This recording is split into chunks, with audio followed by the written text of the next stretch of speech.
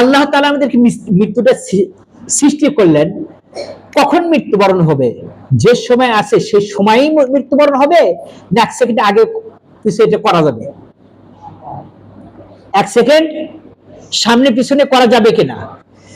আল্লাহ তাআলা সূরা আরাফের 34 নম্বর আয়াতে বললেন, ওয়ালিকুল্লি উম্মাতিন আজলুম ফাইজা জাআ আজলুহুম লা ইস্তাখিরুনা সাআতান ওয়া লা ইস্তাকদিমুন।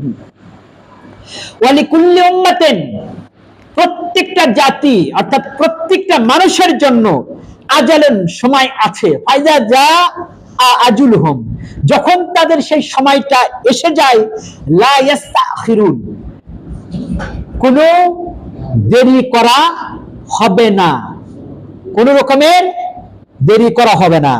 সাআতান, সামান্য চুল পরিমাণ সময়ও, ওয়ালা ইস্তাকদিমুন, এবং আগেও সেটা গ্রহণ করা হবে না।